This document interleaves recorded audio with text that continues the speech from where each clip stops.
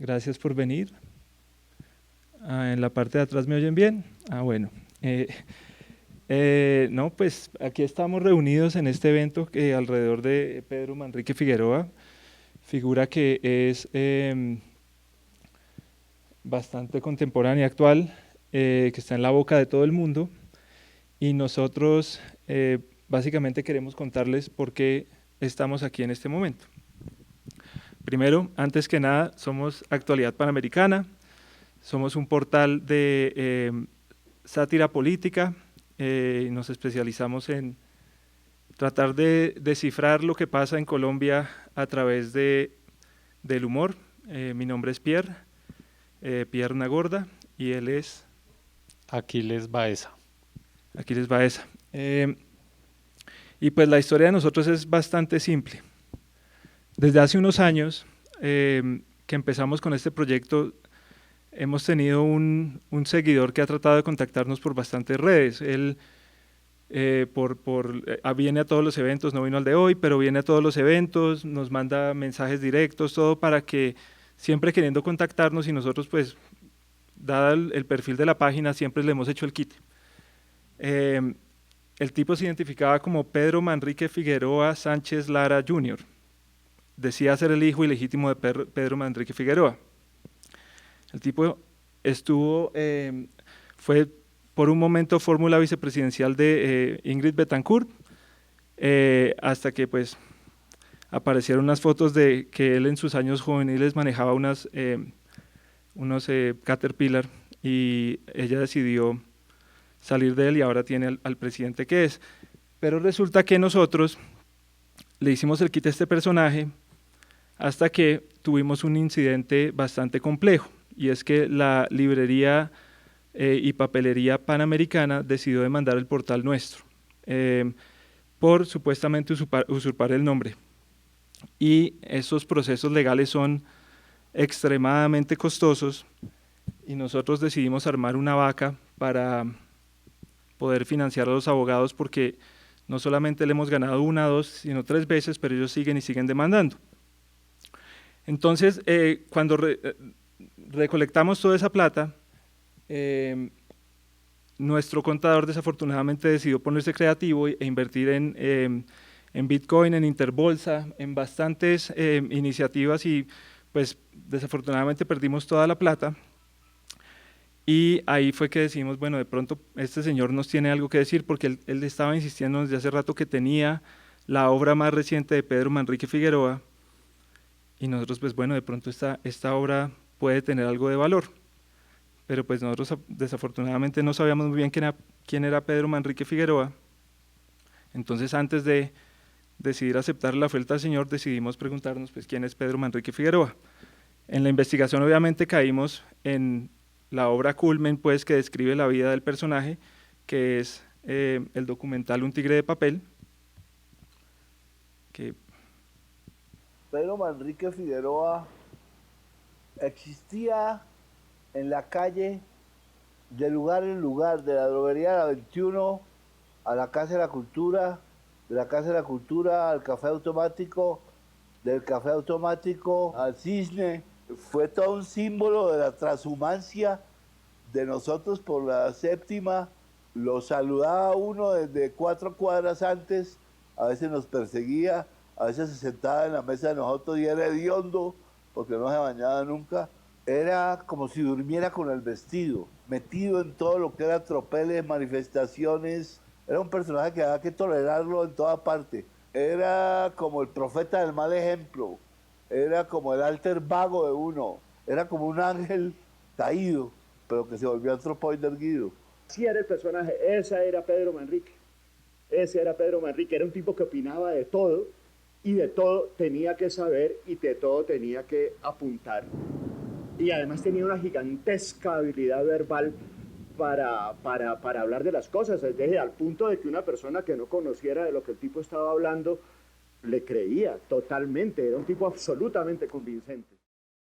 Esos son unos extractos pues, de la película El Tigre de Papel, la cual llegamos a conocer cuando este personaje, que no era esta hija, sino el personaje que les mostré al principio, que se autodenominaba ser el hijo ilegítimo de Pedro Manrique Figueroa, nos ofreció esta obra.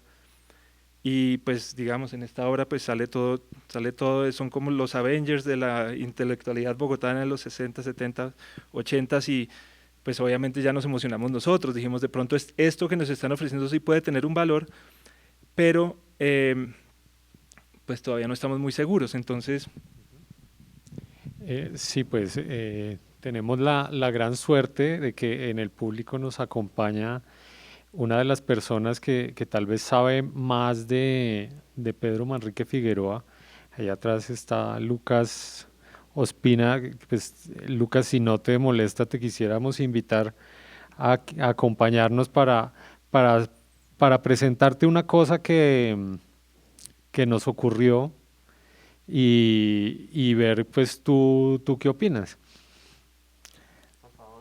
Pues es que como les estábamos contando a ellos, nos llegó un personaje a ofrecernos supuestamente el más reciente collage de Pedro Manrique Figueroa, es este señor, y que dice ser el hijo, y nosotros pues lo tenemos acá, no al señor, sino al collage, y quisiéramos primero que todo hablar un poco del personaje para saber eso qué, si eso tiene valor, y segundo, pues qué fue de la vida de él después de su misteriosa desaparición, porque leyendas urbanas hay muchas, y lo otro es pues que nos ayudes a evaluar un poco el collage que nos trajo este personaje. Entonces, yo creo que para ti va a ser una revelación, creo que tú no has visto esta obra, entonces tus reacciones van a ser eh, completamente espontáneas, pero pues eso es lo divertido de estos eventos en vivo. Lucas, yo tengo muchas preguntas sobre eh, Pedro Manrique Figueroa papá, porque según mis cálculos, no sé, él desapareció a principios de los 80, entiendo, y si estuviera vivo debería tener en este momento unos 80 años, algo así. En las fechas no hay precisión, porque también no hay un problema, es que no se sabe si el Manrique es nombre o apellido. Entonces mucha gente lo busca por Pedro Manrique buscando el apellido en Manrique y resulta que de pronto el apellido puede ser es Figueroa y Manrique era su segundo nombre, así como alguien se puede llamar Enrique. Para contarte, antes de la pandemia nosotros tuvimos oportunidad de participar en muchos eventos, charlas, hablando de actualidad panamericana y siempre había un señor que se hacía en la primera fila, pero nunca hablaba. Hasta que un día se nos acercó y nos dijo, yo soy Pedro Manrique Figueroa Jr. Lara López, ¿sí? Sánchez. Lara Sánchez. Entonces creo que pasa lo mismo, heredó eso pues, sí, porque su nombre va hasta el Junior y sus apellidos aparentemente son el Lara Sánchez. Sí. Eh, igual de enigmático a su padre, si es que en realidad es su padre, pues él nos entregó una obra y un disco duro con muchos megas, como cuatro, Sí, como 4 megas, un disquete. un disquete y pues lo dejamos ahí mucho rato y como le contábamos al público, pues a raíz de la demanda que nos tiene clavada la librería panamericana, pues ya buscando ya de dónde conseguimos recursos para pagar los abogados, entonces pues decimos, bueno, ¿será que Queremos evaluar y vender. evaluar? Y si hay un comprador aquí, pues aprovechar hacen una colecta, no sé. Pero a mí me da un poco de miedo cuando nos invitaron a este evento porque tengo entendido, también te quería preguntar, Lucas. eh, yo vi que durante la filmación, supongo, del documental y durante la edición, algunas de las personas que aparecen en el documental fallecieron. Es como una especie, no sé, como una maldición o algo así, o qué fue lo que pasó. Pues una de las personas que hizo el documental también falleció, que es Luis Ospina. Y Luis Ospina, mientras lo iba haciendo, decía que tenía que acabar rápido el documental porque persona que entrevistaba pensaba que se moría y se quedaba sin ver el documental. Pero también con este asunto de las fechas, pues Luis Ospina también tenía problemas porque me decía, pues ya llevo la mitad editada, tengo que entregar esto porque hay unos recursos públicos involucrados, porque se había hecho con unas platas de Proimágenes. Y él decía, es que en los catálogos que usted me entregó, ahí dice que nació en el 48, pero en otras versiones dice que él pegaba anuncios en los carteles de propaganda del tranvía y pues no debió haber nacido antes. ¿Qué opina usted si nace en el 32? Que me cuadra mejor para las fechas del documental. Y yo le decía, pues sí, que nazca en el 32, sí. En todo caso, como lo dice muy bien Joe Broderick al final de ese documental, pues la historia es lo que cada persona cuenta. Y como lo pone muy bien Joe Broderick en el documental cuando dice, no, es que Pedro Manrique vino y me dijo que él había tratado de convencer a Camilo Torres de que no se fuera a la guerrilla. Y Joe Broderick dice, pero esa misma historia me la contaron como 80 personas diferentes, todos habían estado esa noche anterior con Camilo Torres diciéndole no se vaya, esto se mejora, ¿sí? Entonces creo que es más un problema ahí de poderes, ¿sí? Y si ustedes tienen afugias económicas, tal vez solo les recordaría un dicho del escritor Antonio Machado, que dice, solo el necio confunde valor y precio. Entonces de pronto el collage que me van a mostrar puede tener mucho valor, pero poco precio.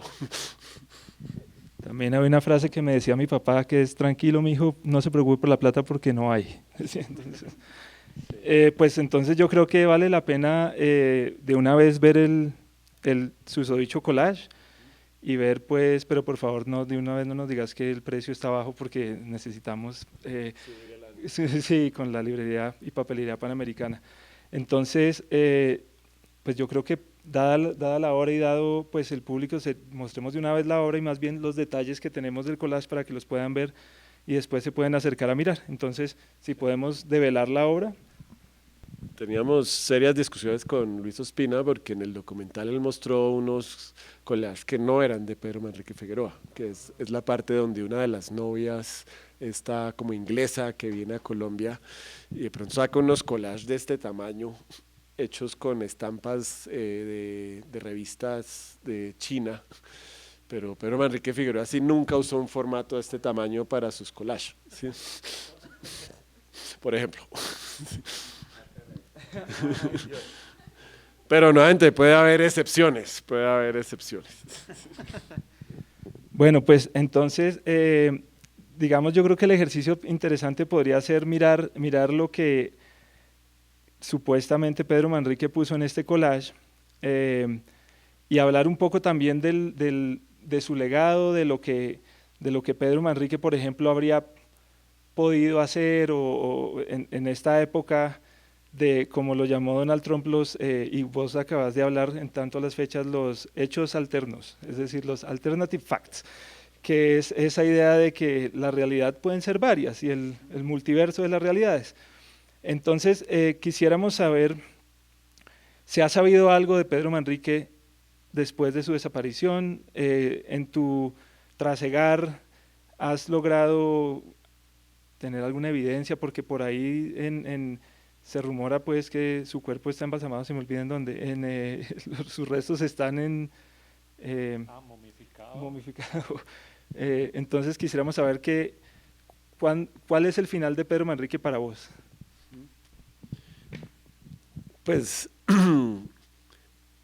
a mí me gusta que desaparezca en los 80 y me gusta es por un disgusto, es por el disgusto del gobierno de Turbay, donde se desaparecía la gente y donde, por ejemplo, actualmente tenemos un presidente de este país como Iván Duque, que una de las políticas que acaba de hacer a través del Ministerio de Cultura es que se reediten en 3 tomos las obras completas de Turbay. Entonces, sí me parece importante como mantener ese eterno retorno de las desapariciones. Y en parte también porque está documentado que una de las relaciones sentimentales que tuvo Pedro Manrique Figueroa era con Omaira Montoya, que en términos históricos es la primera persona que se ha reconocido legalmente que fue desaparecida por el Estado en Colombia. Entonces, en esa fecha me parece que puede ser un lugar razonable. Pero también recuerdo hablarlo con Luis apenas sacó, porque esto es como la lleva, ¿sí? Yo estaba muy cómodo allá sentado atrás porque dije, ustedes la llevan hoy, no me van a llamar acá. Y cuando Luis hizo el documental yo le dije, bueno, al menos ahora usted es el que la lleva. Lo que pasa es que como Luis ya no está acá, pues me toca venir a mí. Pero decíamos, ahora van a aparecer muchos Pedros Manríquez Figueroa. Y en efecto aparecen por ahí. Por ejemplo, en el Museo Nacional alguna vez hicieron una encuesta de los 100 objetos más significativos que deberían estar en el Museo Nacional. Entonces apareció la ruana de tiro fijo, la silla vacía de Pastrana, y alguien puso un collage de Pedro Manrique Figueroa ahí.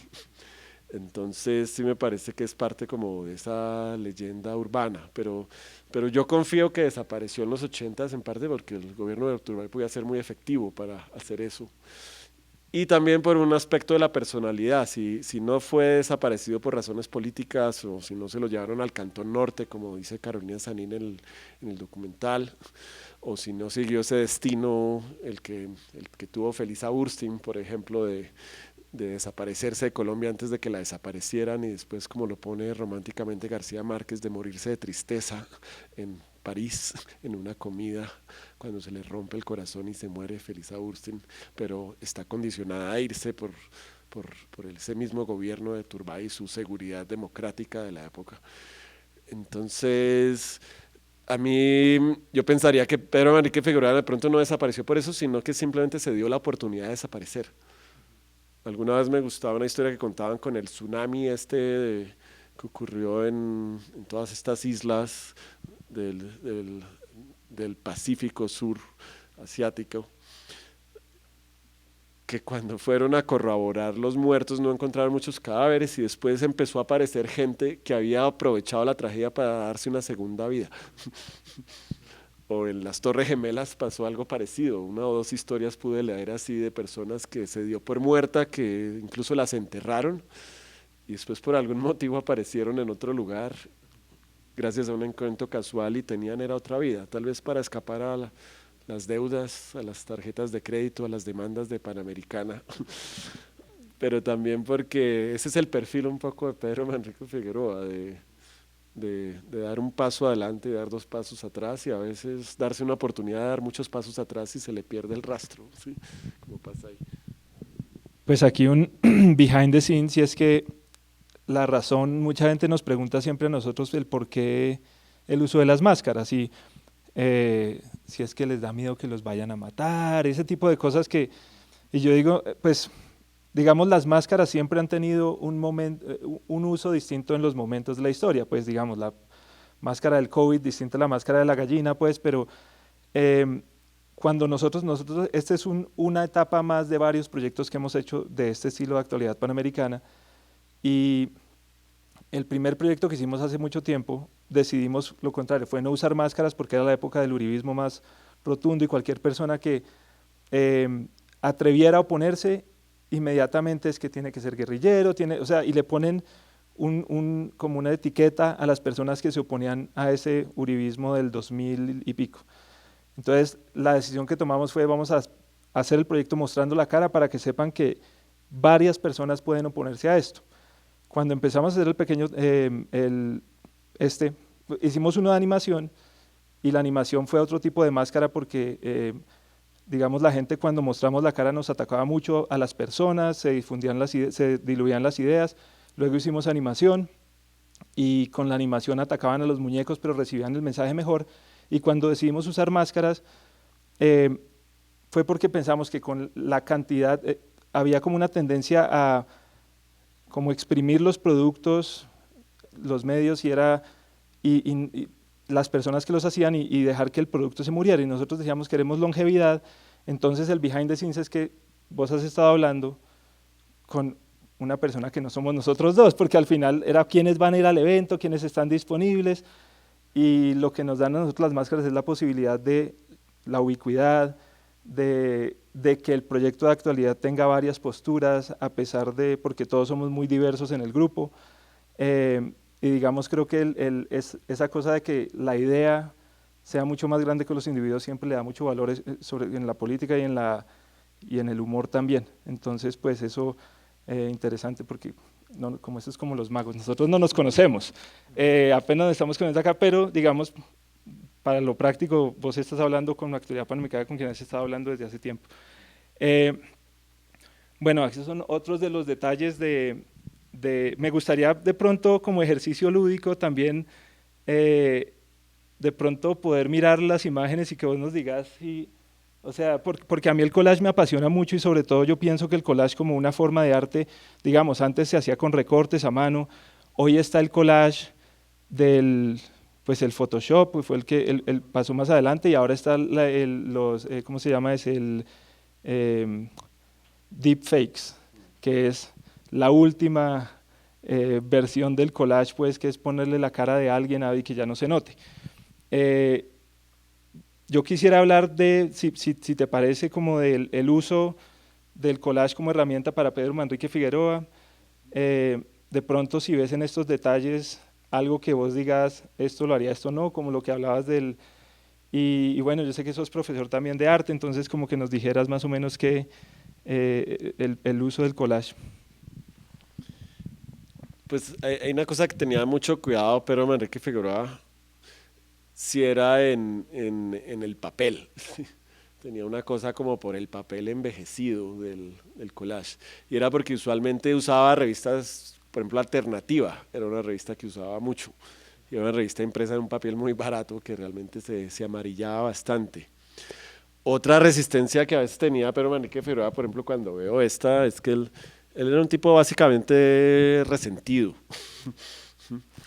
Que es uno, y no veo algo negativo en el resentimiento, ¿sí? Así como ahorita habrá mucho político que ve algo negativo en la rabia, pero como lo ha demostrado muy bien, por ejemplo, una filósofa que se llama Laura Quintana, que tiene todo un libro ahorita sobre la necesidad y la legitimidad de la rabia como fuerza, o hace 2 días vimos la legitimidad de la rabia cuando alguien cacheteó a otro señor por hacer una broma, pero como ahora el sarcasmo y la ironía también es un atributo de las derechas, ¿sí? Y también de algunas personas, pues también esa rabia también a veces puede encontrar ese camino de expresión. Pero Manrique, como era resentido, digamos, yo creo que le tendría mucha envidia a Quino, ¿sí? Y se daría pronto cuenta que él no tiene la genialidad de Quino, porque Quino pues tiene una cosa absurda no solo en términos del desarrollo que tiene de la línea y de no hacer collage, sino precisamente poder generar esas imágenes, pero también tiene esa cosa de la gracia, yo siempre pienso, digamos, yo los miro a ustedes y digo, pues con razón tienen que ser hartos porque inventarse una broma no es fácil, ¿sí? Y así de pronto uno se la dice a la otra se la dice a la otra, va mutando eso y al final nadie se puede atribuir la autoría y queda mejor, porque por eso es que uno hace cosas con otras personas, porque uno sabe que inevitablemente si se entienden, si hay química, va a quedar algo mejor, o va a quedar una quimera que es difícil rastrearle el origen. Entonces yo pensaría que de pronto ahí sí Pedro Manrique de pronto habría tenido resistencia a usar a Quino, ¿sí? Porque seguro le tendría envidia como creador que sí hace el dibujo, mientras que Pedro Manrique pues sí tenía esa resistencia como a ese tipo de expresión. Pero en parte también porque el siglo pasado, como lo dicen algunas personas, en términos de arte, ya hablando un poco aburrido como profesor, es el siglo del collage, ¿sí? Es el siglo del montaje cinematográfico y del montaje fotográfico. Son famosos, por ejemplo, esos montajes que hizo Stalin, donde iban borrando a las personas que iban mandando por allá a Siberia o que iban mandando al Gulag o que caían en desgracia, y después se publicaba la foto y ya desaparecía gente, pura técnica de collage, por ejemplo. Entonces, pero Manrique privilegiaba más eso que la imagen que comunicaba a través de un dibujo. Yo creo que ahí habría tenido cierta resistencia como con esa imagen. Sí, tal vez a eso. Y también esa sopa de Campbell's se ve muy nueva, la imagen. Ya me tocaría pararme y mirarla ya, porque a veces en algunos collages que se han visto falsos es que usan, por ejemplo, unas revistas Semanas de los años 90 y ahí mismo se ve en el papel, se ve en la trama. Por ejemplo, en muchas charlas que uno puede rastrear de Beatriz González, la artista colombiana, ella le atribuye uno de sus epifanías pictóricas a la mala impresión que se hacía de muchas obras de arte en folletos en Colombia. Ella caminaba por la Séptima y de pronto encontraba un folleto de pediatría con una imagen de un pintor clásico europeo Ingres o de Caravaggio o de cosas así, y lo que le gustaba era lo mal impresa que estaba, como los desfases entre la policromía, y después ella decía, se puede pintar así también. Se pueden pintar esos desfases y esos desfases puede que tengan un valor de error en impresión, pero en arte como no hay error, sino que uno usa el error tal vez para mejorar, pero uno también evidencia el error o uno pone el error a su favor. Entonces Beatriz González dijo, voy a poner esto, y como yo no soy tan diestra para pintar ni para dibujar, voy a poner mi falta de destreza, la voy a volver mi maestría. Y un poco Pedro Manrique Figueroa pues tenía como esa resistencia como precisamente a esas imágenes muy precisas, muy bien impresas, y por eso usaba revistas viejas o usaba revistas, por ejemplo, de catálogos de esas revistas Selecciones, con la que se criaron pues muchos de nuestros papás y abuelos y todas esas secciones que tenían tan simpáticas, pero que también era una revista totalmente tibia y manipulada como para vender una cantidad de estilo de vida norteamericano a toda Latinoamérica. Pero él, sin embargo, sí le gustaban mucho esas imágenes y muchos de los collages uno los rastrea allá.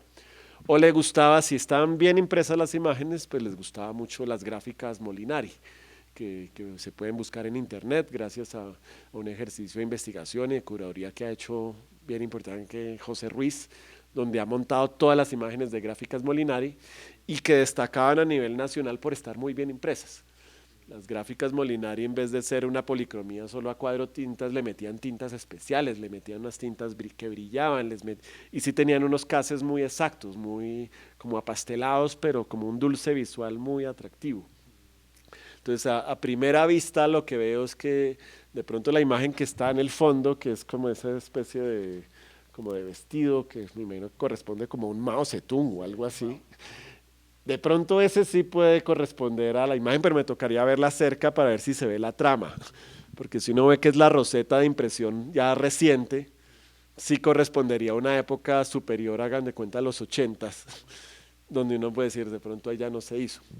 Pues si quieres examinarla, porque por ejemplo ha habido alguna vez unas personas en la universidad hicieron un documental sobre obras falsas de Pedro Manrique Figueroa, y fueron a un laboratorio de patrimonio y miraron cómo estaban pegadas.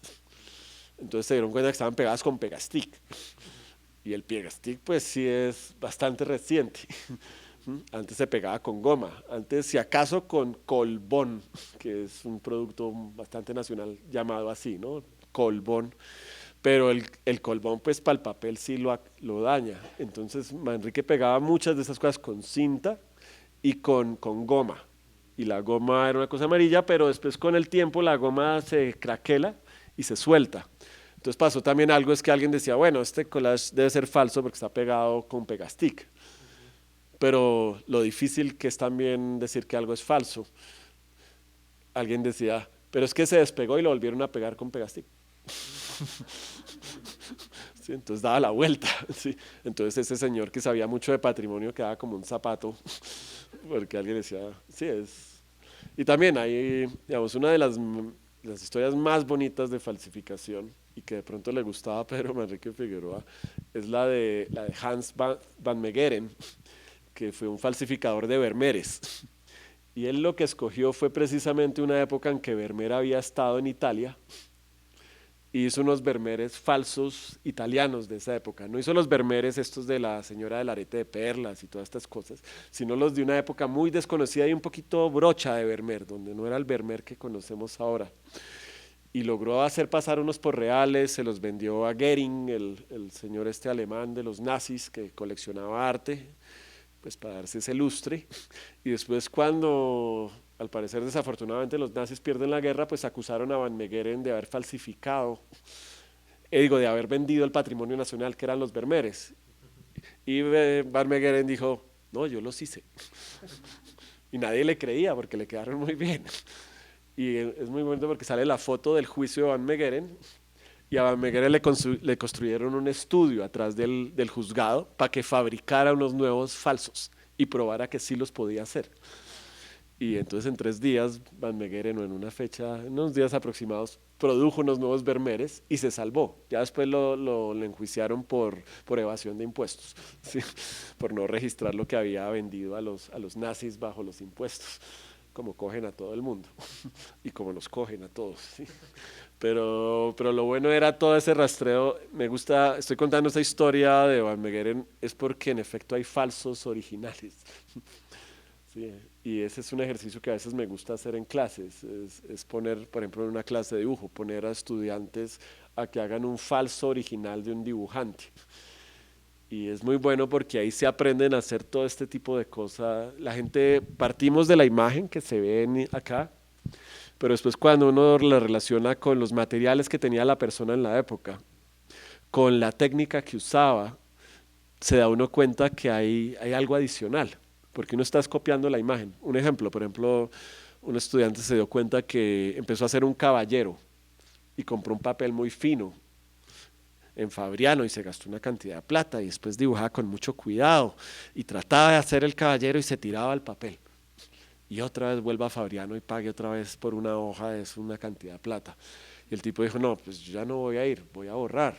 Entonces cogió un trapo y borró el papel y se dio cuenta que el papel quedaba como un poquito sucio, y después cuando rayaba se dio cuenta que al rayar la línea le quedaba más parecida a las de caballero. Y a través de ese prueba y error se dio cuenta que así era que dibujaba caballero. Es decir, el mugre que uno veía no era un mugre de caballero echando gris, sino que era el mugre del trapo, era el mugre del dedo. Y eso hacía que esa grasita, hacía que después la línea quedara diferente en el papel. Entonces, de pronto uno a veces en una imagen uno puede decir, en efecto es un collage. Y si tenemos a alguien que es el precursor del collage en Colombia, y tenemos al hijo que lo ofrece, pues debe ser un Pedro Manrique. Si camina como pato, se mueve como pato y habla como pato, debe ser un pato. Pero lo importante es ver cómo hace popó el pato. Lo importante es ver qué tipo de huevo pone. Lo importante es ver qué tipo de nido arma. Y esos detalles a veces son los que de pronto podemos tener 3 factores que dicen pato, pero tenemos un factor que dice... Mi sospecha inicial es, nuevamente, el formato es raro, pero también siempre puede haber una excepción. Y había otro collage igualito de Camilo Torres. Es decir, había 2 collages igualitos. Y era Pedro Manrique Figueroa, hizo 2 collages igualitos. Es decir, cogió 2 revistas igualitas para hacer 2 collages igualitos de Camilo Torres. Y poner cada collage a circular por un lugar diferente. No sé el propósito, no sé si era una epifanía de él, no sé si era para hablar de la duplicidad. En parte escogió Camilo Torres para hacer ese collage tan extraño, doble. Pero sí, hay algo ahí. Voy a mirar. Ahora nos dices qué tan pequeño hay que cortarlo para que valga más. Podemos sacar 4 de ahí. Varios, sí, para cada uno de los del público. A mí esa historia que me acuerda de cuando yo iba a la universidad, se montaba al bus un personaje que nos ofrecía siempre la copia original del lapicero Lamy. Y yo decía, bueno, yo la llevo, si es la copia original. Hay una cosa, bueno, para que quienes están lejos, acá hay otros detalles del collage. Digamos, ahora que mencionabas que decía el siglo pasado, es el siglo del collage, cosa que he estado pensando sobre todo, digamos, en temas del escenario político, pero la realidad en general es que yo pienso que incluso estamos viviendo en una época de collage aumentada, porque digamos todos interactuamos con la realidad a través de pantallas y las pantallas están divididas en pequeñas ventanas y cada ventana nos ofrece una información absolutamente distinta. Está la plantilla de Excel que toca tener porque es el trabajo, está la ventana de YouTube en la que uno está viendo el video de los K-popers, está el WhatsApp en el que uno está peleando con la familia, y yo siempre me cuestiono la capacidad del cerebro de no uniformar todo ese tipo de realidades en una sola cosa, y ahí es donde yo pienso que, digamos, como la prosperidad de los fake news, yo creo que es en parte porque estamos viendo constantemente la realidad a través de un collage, pero sin distinción de los géneros, es decir, podemos ver la novela a la vez que vemos el noticiero, y la veracidad de esas, o si el noticiero es ficción o verdad versus si la novela es verdad o ficción, es decir, digamos nosotros en Actualidad Panamericana, y sobre todo ahora que mencionabas nosotros, como dices, somos un grupo que botamos muchas ideas y las hacemos pasar a través de un solo nombre, y eso despista mucho a mucha gente, y es muy divertido porque la gente tiene una idea preconcebida de quiénes somos, y se alinean mucho con nuestras ideas hasta que inmediatamente después de una de las publicaciones que hacemos, ponemos una diametralmente opuesta a lo que piensan, y la realidad se les revuelca, y entonces es como ustedes, entonces a nosotros nos financia las FARC, George Soros, el uribismo, los paramilitares, la guerrilla, todos los extremos nos financian, y al final es que no nos financia nadie, por eso es que nos toca recurrir a estos collages. Entonces, ¿alguna opinión acerca de lo que acabas de ver? Pues es como un de todito, ¿sí? Yo pensaría que de pronto, digamos, me gustan los fragmentos, como ustedes los están mostrando ahí, porque si se partieran fragmentos, ahí sí vería, me parece más un collage de Pedro Manrique Figueroa. Están pasando muchas cosas. Él hacía que pasaran muchas cosas, pero sí destacaba algunos personajes. Por ejemplo, ahí veo que hay uno como de un bolchevique apuntándole como a una especie de próceres criollos, ¿sí? Ahí uno diría, él ya pararía ahí. A pesar de que Pedro Manrique también ponía cosas absurdas a veces en el collage, bien fuera porque con su amigo Raúl Cristo Ancho, pues asaltaron una vez la droguería Dalí, que quedaba en La Perseverancia, y se robaron una cantidad de medicamentos vencidos. Entonces se la pasaban metiendo roche, metiendo una cantidad de vainas a pesar de que estuvieran vencidos los medicamentos, y a veces en eso intentaban hacer collage, que era como también lo único que se puede hacer a veces en ese estado. ¿Sí? Uno a veces jura que va a poder dibujar tomando yagé o tomando cosas así, y le salen unos dibujos malísimos después cuando le pasa la cosa. Pero el collage sí garantiza cierta estabilidad. ¿Sí? Pero también creo que, digamos, ustedes hablan ahorita sí, hablábamos como de la realidad del engaño profundo digital que se puede lograr ahora con un collage. Y si hay algo importante con esto es que el collage, no sé, si lo llamaríamos análogo, es decir, el que se hace con recortes y no pasa por un medio digital, es que permite ver las costuras. Permite ver las discrepancias. ¿Por qué a uno le gusta un collage? Pues porque uno sabe que esas manos no están ahí. Y uno ve ese pequeño recorte a veces, o uno ve la sombra del 6-6 cayendo sobre el otro papel. Se vuelve casi como una navegación tridimensional, ¿sí? Dentro de su pequeña dimensionalidad. Pero esas costuras es lo que hace que sea una bella mentira. ¿Sí? Como dice Oscar Wilde en un texto que se llama, sí, la decadencia de la mentira. Y Oscar Wilde lo que pone ahí es que los artistas lo que hacemos es bellas mentiras, pero son bellas porque estamos poniendo de frente la mentira. No como los políticos, no como los curas, no como los presidentes, todos esos, que lo que tratan es de ocultar la mentira. ¿Sí? Por ejemplo, hay un texto muy bueno de Hannah Arendt que se llama Política y Mentira. Y Hannah Arendt muestra cómo es necesaria la mentira para poder hacer política, o cómo es inevitable la mentira para hacer política, porque uno está prometiendo algo que no existe. Y eso ya es decir mentiras. Y una sociedad madura entendería que un político dice mentiras, en vez de solo acusarlo de mentiroso. Pero un poco a lo que voy es que el collage como medio hace eso de una manera maravillosa, porque sobre todo porque está poniendo de entrada que eso está puesto y está dejando ver las costuras. Es como cuando uno lo entrevistan y el periodista le dice que si se oculta el micrófono y le ponen uno esos micrófonos por acá, y el que le pone uno el micrófono le da los calzoncillos a uno y la raya del culo, ¿sí? Y se trata de que el micrófono no aparezca en la entrevista. Y uno, pero ¿cuál es el problema en que aparezca el micrófono? Todo el mundo sabe que me están filmando. Todo el mundo sabe que esto es editado. ¿Por qué no poner esto de frente? Y esos también son puras ideas de collage, ¿sí? De poner la mentira de frente. Entonces creo que en esos lugares sí se asemejaría. Lo que sí me parece raro es que sí es como la obra de arte total de Pedro Manrique Figueroa. Es decir, puso todo ahí. De pronto no sé, leyó Wagner y dijo, si Wagner hizo la obra de arte total, pues yo voy a hacer la obra de total en collage. Pero de pronto le hace falta más color local. Digamos, si uno mira el cuarto de allá, el que está acá expuesto por el huequito, Manrique Figueroa pone, por ejemplo, un afiche extendido en su cuarto de la señorita Agosto o Diciembre de la revista Playboy. Pero justo encima pone la imagen de Gloria Sea, la cara de Gloria Sea, ¿sí? Como para hacer ese collage mental en sus noches de soledad y al lado pone una imagen de Marta Traba. Yo no sé qué estaría pasando por la mente de él, pero él como que podía hacer ese flujo continuo, que es también un flujo que hace el siglo XX y que ahorita hace cada vez más. No sé si les ha pasado.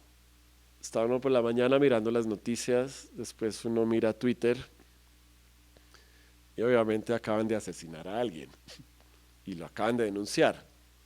Y uno coge y pone retrinar. O uno lee la noticia en El Espectador y uno coge un pedacito del asesinato, del perfil que le hacen a la persona que acaban de asesinar. Y uno coge un pedacito y lo retrina junto al artículo del Espectador. Y inmediatamente uno sigue navegando y le sale un gatico, súper tierno. Y uno queda en el dilema de, ¿retrino o no retrino? Acabo de retrinar esta noticia trágica. Retrino está. Y entonces lo que uno se da cuenta es esa incapacidad de poder estar con una sola cosa. Y cómo esta estrategia de no poder poner atención es estratégica y es muy hábil. Entonces un poco lo que hace el collage con todo esto es precisamente mostrar ese agotamiento de la imagen. Y por eso los artistas que empezaron a hacer collage, lo empezaron a hacer antes de internet, antes de Twitter, antes de Instagram, pero ya entendían perfectamente lo que era el mundo de la reproducción masiva de imágenes, lo que era trabajar no para una imagen, es decir, para lo que está acá, sino trabajar para lo que va a ser reproducido. Entonces, mira, ahí estoy hablándole a la cámara, teniendo una conciencia de que esto va a ser reproducido. Y no le estoy hablando a ustedes. Ustedes no me importan, lo que me importa es el registro, ¿sí? Y eso es lo grave, ¿sí? De esta profusión. Entonces, Pedro Manrique Figueroa contraponía esa dispersión también con poner elementos de memoria en sus collages, que iban después, por eso hablo de Camilo Torres, por eso hablo de Omaira Montoya. Él ponía también esas cosas ahí porque sabían que de alguna manera ese era el lugar para poder guardar esas cosas que de pronto iban a desaparecer. Entonces tenemos esa fuerza casi centrífuga del collage y sí tenemos una fuerza centrípeta como del suceso histórico que sí nos pone a mirar ahí. Y entre esas dos fuerzas yo creo que hace que la obra sea llamativa. Por ejemplo, el Guernica, mucha gente dice que no es una gran obra de Picasso. A los republicanos no les gustó, les pareció muy artística, muy abstracta, muy collage. Querían como una mujer sosteniendo un hijo muerto y ya. Y a los nazis no les gustó, les pareció de pronto estéticamente muy bonita, muy gris, con ciertos colores que les gustaban y como les gustaba ver la vida, pero no les gustó por el nombre, porque ese nombre más Picasso iba a hacer que en un país bananero por allá en el año 2022 alguien estuviera diciendo Guernica y nos acordáramos de un bombardeo donde los nazis probaron su fuerza bélica antes de la guerra en un pueblito español. Entonces un poco a lo que voy es que son importantes esas dos fuerzas, ¿sí? Entonces ahí me hacen falta un poquito esas otras fuerzas que uno veía que de pronto a Manrique, por eso él usaba, por ejemplo, revistas alternativas, para contrastar las imágenes de selecciones con todas esas imágenes que salían en alternativa, y también porque las portadas de la revista alternativa pues eran unos collages buenísimos, ¿sí? Y unos collages que ahorita muchos medios dudarían en hacer, son unos collages realmente muy potentes, y hacían lo que ustedes hacen, ¿sí? Ellos también hacían su actualidad panamericana en ese momento, contrastaban un poco como todas estas noticias que tenían que dar y que ningún otro medio iba a dar, también con una cosa plástica. No, ahorita creo que sacaron en Planeta un libro sobre la historia de Alternativa y es bueno, tengo ganas de leerlo, es solo para saber si dicen quién hacía las portadas, porque no sé si las hacía Antonio Caballero y colaboraba ahí, o las hacían los de Taller 4 Rojo, que era un colectivo de arte de la época, o quiénes hacían esas portadas, porque sí había un muy buen ejercicio de collage ahí. Yo tengo una pregunta ahorita que hablabas, me pusiste a pensar que en la importancia de los títulos en los collages de Pedro Manrique, que lamentablemente nos tocaría a nosotros bautizarlo para que se valorice un poquito más, porque creo que en los títulos era que se entendía el mensaje. No recuerdo ahorita preciso alguno en particular, pero no sé qué nos puedes decir de los títulos. Sí, ahí había algo, o sea, a mí me gusta relacionarlo con Francisco Goya, el grabador y artista español, que también vive en unas épocas de guerra, incluso hace una serie de grabados sobre la guerra, pero Francisco Goya también era un artista cortesano, pero tuvo toda una obra paralela que solo se publicó a gran escala, ya una vez se murió, ya no se metía en problemas por haberla publicado. Y él tiene, por ejemplo, Los Caprichos, y Los Caprichos de Goya pues son una cantidad de cuadros raros de como brujos o brujas haciendo equilibrio, o un burro leyendo un libro, y siempre tienen un título abajo. Y muchos de esos títulos son evidentes, y muchos de esos títulos para nosotros son totalmente crípticos, porque de pronto respondían a un chiste de la época, ¿sí? Es como si hiciéramos un collage ahorita de Ernesto Samper Pisano y escribíamos abajo, nunca viste el elefante. Y alguien en 100 años dice, pero ese señor no tiene cara de elefante. Sí, es decir, ya se perdió totalmente la referencia y nos queda casi un poema surrealista con esa mezcla de imagen y palabra. Pero también, precisamente creo que interesa en lo de Manrique Figueroa es la relación imagen y palabra. Cómo hay esa, a veces, concordancia y a veces esa discordancia. Aquí me pongo de nuevo como profesor, entonces tengo que citar a Foucault, ¿sí o no? Y Foucault tiene un libro más o menos legible, yo no lo entiendo muy bien, pero que se llama Esto no es una pipa. Y en ese libro Foucault lo que mira es el cuadro ese famoso de Magritte, donde pone una pipa y abajo dice esto no es una pipa. Y Foucault le dice a Magritte, esto es la berraquera hasta ahora, es buenísima. Si uno le ponen esto en un jardín infantil, pues uno va a ser rebelde, ¿sí? Uno le va a decir a la profesora, ¿qué está pasando ahí? Como que la pipa ahí no coincide con la pipa. Pero Foucault lo que dice, de pronto podías haber hecho una nueva variación, ¿sí? Es, en vez de poner la pipa, poner arriba una vaca. Y Foucault después le responde Magritte le responde a Foucault en una carta y Foucault le responde a Magritte y están ahí como en una discordancia.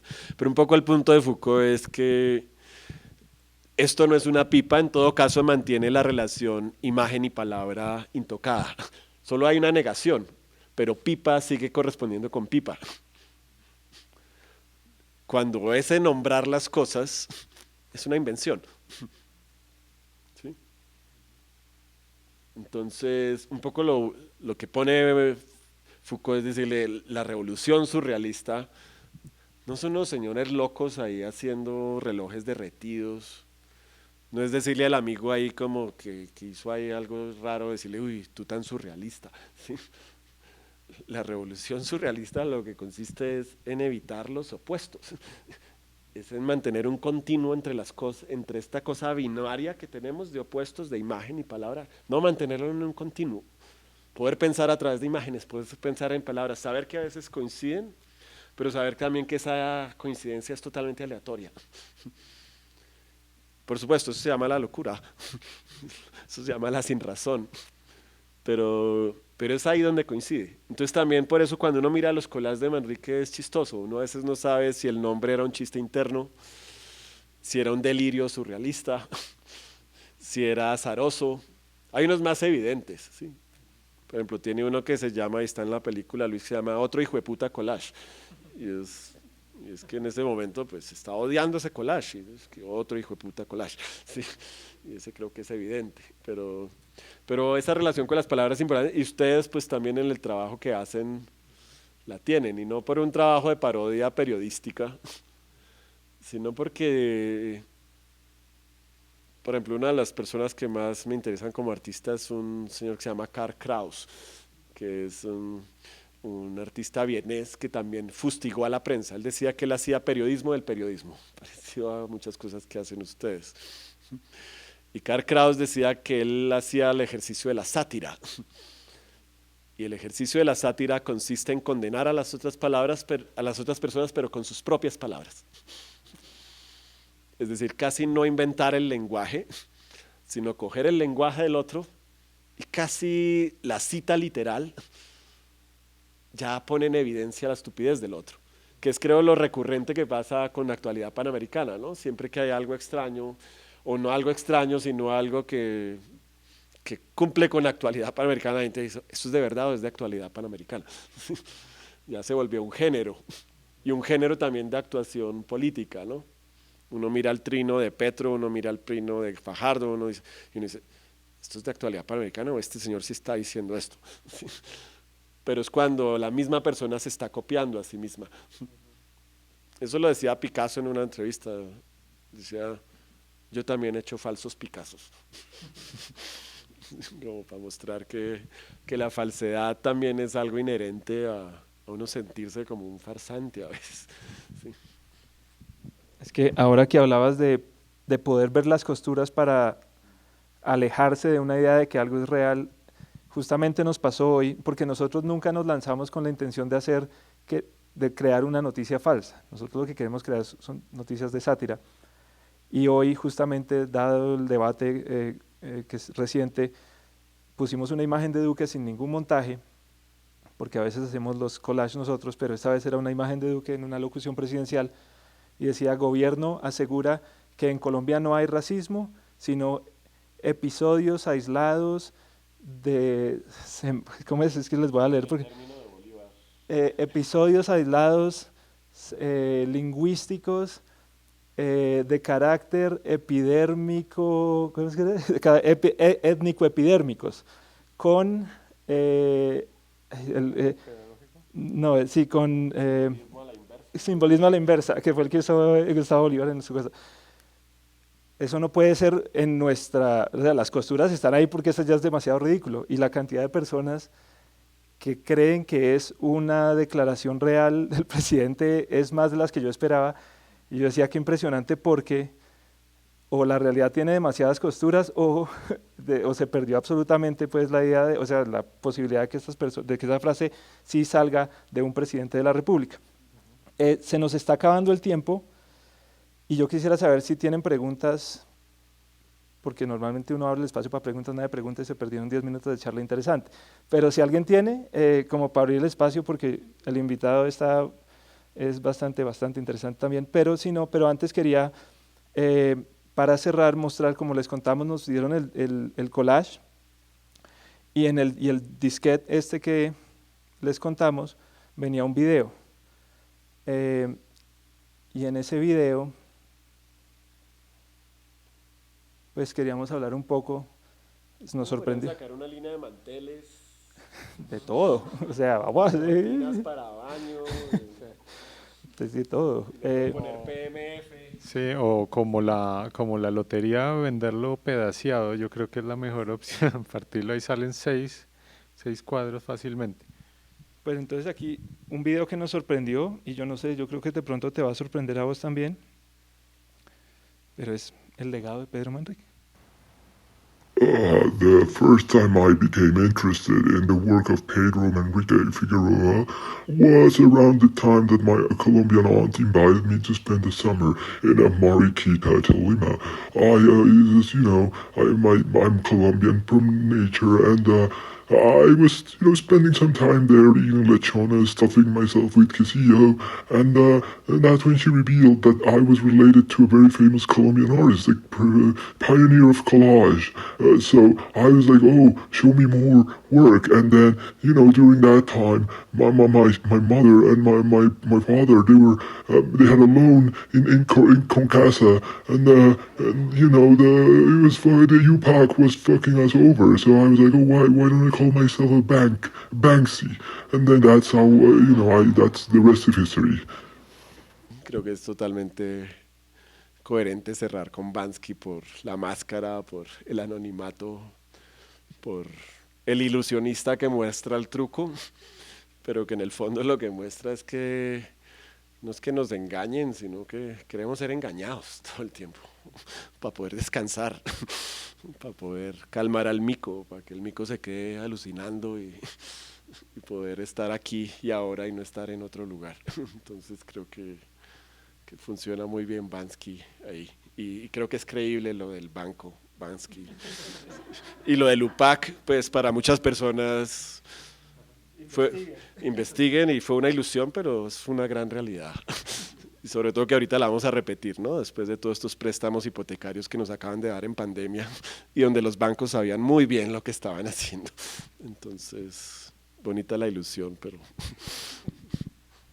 Bueno, y la verdad es que esto no acaba aquí porque pues nosotros teníamos calculado como plan B que si el collage no resultaba ser bueno, nos íbamos a lanzar en un emprendimiento que fueran NFTs de Pedro Manrique Figueroa. Los hemos llamado PMFs, justamente, y los pueden conseguir ya, si quieren, en nuestra página de internet, los pueden conseguir en Bitcoin, en Ethereum, y en la moneda que quieran, si quieren efectiva la salida también recibimos. Entonces, bueno, eso ha sido nuestra... Yo ahorita me peleé con ellos, pero creo que le van a tener que sumar una nueva vaqui a su proyecto de actualidad panamericana porque hay una asociación colombiana de curadores de arte que tiene todos los derechos de Pedro Manrique Figueroa y pues ahí van a tener problemas con ese tipo de uso no legal. Bueno, pero seguro con que vendan uno le dan algo al Saico Asimpro de esa funda. Ellos lo único que quieren es plata, así son todos los curadores, ¿sí? Solo quieren es plata y entonces usted coge y les da plata y ya se calma, ¿sí? Ya se calma. Se les enferma rápido a los curadores. Bueno, entonces, si alguien tiene alguna pregunta, quisiéramos que aprovecharan para hacerla. ¿Eso es una levantada de mano? No, es un rascado de ojo. O si no, pues que pasen y aprecien el collage que alguien seguramente trabajó mucho para hacerlo, así no sea de Pedro Manrique Figueroa. Y bueno, pues como agradecerles que hayan venido, contarles pues de nuevo que somos Aquiles Baeza de Actualidad Panamericana, Pierna Gorda y... Luisa. Cuando empezó el Tigre de Papel lo íbamos a hacer con Luis Ospina. Pero rápidamente nos dimos cuenta que él quería hacer una narración y yo otra. Y después yo no vi nada. Y después lo que más me gustó fue ver la película sin saber nada y poder ver la película. Entonces, un poco de eso se trata esto, de que otra gente pueda contar esto. Y ahí están todas las piezas para contarlas. Entonces creo que estas piezas que ustedes suman, pues le ayudan. Y quién quita, de pronto en 20 años esta pieza está aquí adquirida por el Banco de la República con un certificado de Lucas Ospina que firmado en notaría si quieren. Sí. Dalí hacía eso, ¿no? A Dalí les llevaban obras falsas y él las firmaba porque él era ávida dólares y él le gustaba hacer eso. Entonces, ¿por qué no hacerlo? O a Álvaro Barrios, el maestro Álvaro Barrios, que alguna vez hizo una obra múltiple y la gente se la llevaba para que él la firmara, pues un artista le llevó una obra falsa de Álvaro Barrios para que él la firmara también. Inmediatamente esa obra falsa se volvió legítima con la firma de Álvaro Barrios. Entonces hay un juego ahí que es legítimo. Bueno, y una cosa que se me olvidaba, pues aparte, yo creo que ya alguien de este grupo, uno de los múltiples pollos, te ha dicho que vos has sido parte como de las semillas que se sembraron para que Actualidad Panamericana existiera, pero pues ya que vamos a entrar en en términos de problemas legales, pues ya queremos decirte que ahí notamos que ahí en la película sale acá abajo el nombre Actualidad Panamericana, entonces pues ahí nos veremos en los estrados. Muchas gracias todo el mundo.